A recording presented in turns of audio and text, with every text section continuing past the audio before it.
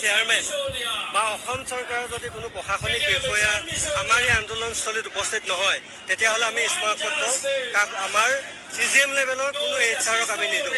গতিকে আমি ইয়াৰ পৰা এটা সকীয়াই দিব বিচাৰোঁ, যদি 4 বজাৰ ভিতৰত আমাৰ স্মাৰকপত্ৰ MD বা চেয়াৰমেন ছাৰে আহি নলয়, তেতিয়াহ'লে আমি ইয়াৰ পৰা নুঠোঁ, স্পষ্ট কথা।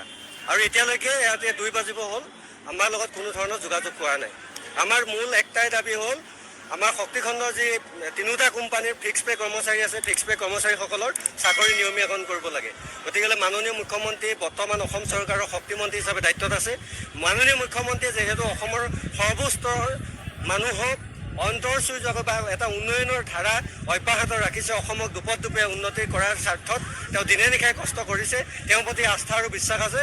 আমাৰ যিসমূহ ন্যায্য দাবী আছে, অসমৰ শক্তিখণ্ডৰ 3টা কোম্পানীৰ যি ফিক্স পে কৰ্মচাৰী আছে, ফিক্স পে কৰ্মচাৰীসকলৰ চাকৰি নিয়মীয়াকৰণ কৰিব লাগে। আৰু আমাৰ লগত যি শোষণ নীতি হৈ আছে, সেই শোষণ নীতি মাননীয় মুখ্যমন্ত্ৰী যিহেতু অসম চৰকাৰৰ বৰ্তমানৰ শক্তিমন্ত্ৰী, তেওঁ বিষয়টো হস্তক্ষেপ কৰি আমাৰ লগত হোৱা অন্যায়ৰ বিৰুদ্ধে তেওঁ মাত মাতি আমাৰ মীমাংসা কৰিব লাগে। আমি ইয়াত আপোনাৰ ধৰক একদম 5 to মেক্সিমাম আমাৰ 10 years এবাভ হৈ গৈছে। তেওঁলোকৰ কথা আজি বিভাগে কি ভাবিছে, আমাক সেইটো কুৱেশ্যন লৈ আমি ইয়াত আহিছোঁ।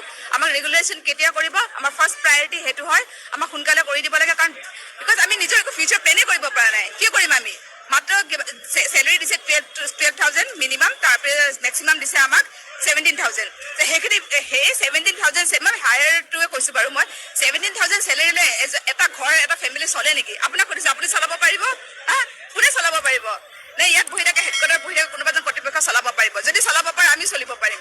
আমাৰ ডিমাণ্ড দিয়া কোনো কথা নাথাকে।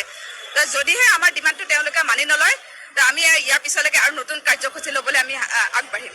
মাননীয় মুখ্যমন্ত্ৰী মহোদয়ে যিটো পোষ্ট কৰিছিলে, যে পোষ্টটো লাষ্টত লিখিছিলে শিৱসাগৰ য'ত প্ৰচণ্ড সোঁতৰভাৱে বাহন চলাচল সম্পূৰ্ণ অসম্ভৱ হৈ পৰিছে, তাতে APDCL-ৰ কৰ্মচাৰী কিশোৰ বৰা আৰু তাৰ লগত যিখিনি আমাৰ কৰ্মচাৰী আছিলে, নিজৰ জীৱনকো তুচ্ছ জ্ঞান কৰি তেওঁ এটা জেগালৈ গৈছে। গৈ তেখেতে এইটো ফটো মই আপোনাক ইয়াৰ মাজতে দেখাইছোঁ, এইটো আপুনি দেখিছে হয়তো, এইটোত হয়তো স্পষ্ট প্ৰমাণ যে কোনো ডিপাৰ্টমেণ্টে নাও লৈ কাম কৰি আছে। NDRF-এ কাম কৰি আছে, SDRF-এ কাম কৰি আছে, জিলা প্ৰশাসনে নাও লৈ কাম কৰি আছে। কিন্তু তাৰ মাজতেই আমাৰ APDCL-ৰ কৰ্মচাৰী নিজৰ জীৱনকো তুচ্ছ জ্ঞান কৰি সাঁতুৰি গৈ কমচে কম এটা ছাবষ্টেচনৰ পৰা 30 kV লাইন এটা কাটি দি ৰংপুৰ কণ্ট্ৰল ৰুমৰ পৰা 9,000 মানুহক 1 মিনিটৰ বিনিময়ত কাৰেণ্ট দিবলৈ সক্ষম হৈছিলে, কিন্তু তাৰ আগতে কাৰেণ্ট দিব পৰা নাছিলে। চিন্তা কৰক, আজিৰ তাৰিখত এটা বিভাগ কেনেকে চলি আছে, একো সুবিধাও নাই আৰু নিজৰ জীৱনকো তুচ্ছ জ্ঞান কৰি গৈছে। ধন্যবাদ, আমি এটাই ধন্যবাদ দিছোঁ সেই মানুহগৰাকীক বা সেই আমাৰ ষ্টাফখিনিক, ইমান কষ্ট বা নিজৰ জীৱনক তুচ্ছ জ্ঞান কৰি পোহৰ বিলাইছে। এই পোহৰ বিলোৱা মানুহখিনিৰ আজি নিজৰ জীৱন কিন্তু অন্ধকাৰচ্ছন্ন। আমাৰ এটাই দাবী, মাননীয় মুখ্যমন্ত্ৰী মহোদয় তেখেতে যিহেতু অনাগত দিনত যথেষ্ট এপইণ্টমেণ্ট দিছে আৰু আগন্তুক 2 লাখ যিহেতু এপইণ্টমেণ্ট হ'ব, আমি আন্দোলন নকৰিয়ে নহয়, আমাৰ আন্দোলনৰ কাৰণে কোনো ফাণ্ডিং নাই, আমি শ্ৰমিক। মুখ্যমন্ত্ৰী মহোদয়ে অসমীয়া চেণ্টিমেণ্ট যদি আছে, এই অসমীয়া ল'ৰাখিনিক তেওঁ চিজিল কৰক। নহ'লে যদি চিজিল নকৰে এই আন্দোলন ধাৰাবাহিক হ'ব। এই আন্দোলন ধাৰাবাহিক হ'লে আমাক জগৰীয়া কৰিব নোৱাৰোঁ। কাৰণ চাওক, আমি আজি মুখ্যমন্ত্ৰী মহোদয়ে এটা পোষ্ট অথনি মই দেখাইছিলোঁ, ফেচবুকতো পাইছে আপোনালোকে, যে আজি শিৱসাগৰৰ বানৰ যি সংসাৰী ৰোগ, তাত কাম কৰি থকা মানুহখিনি কি হয়। মুখ্যমন্ত্ৰী মহোদয়ে আমাৰ কাৰণে দুৰ্যোগৰ কাৰণে লাগিছোঁ কৈছে। আজি ক'ভিডৰ সময়ত আমি ক'ভিড ৱাৰিয়ৰ হ'ব লাগিছিল, কিন্তু ক'ভিড ৱাৰিয়ৰৰ খিতাপ তুলিলে বেলেগে। ক'ভিডৰ সময়ত যদি আমি সুন্দৰ ৰূপত যদি লাইনখিনি ৰাইজৰ ঘৰত পোৱাবৰ কাৰণে যদি আমি দিন ৰাত ৰিস্ক নোলোৱাহেঁতেন, ক'ভিডৰ সময়ত মানুহ উপকৃত হ'লহেঁতেন।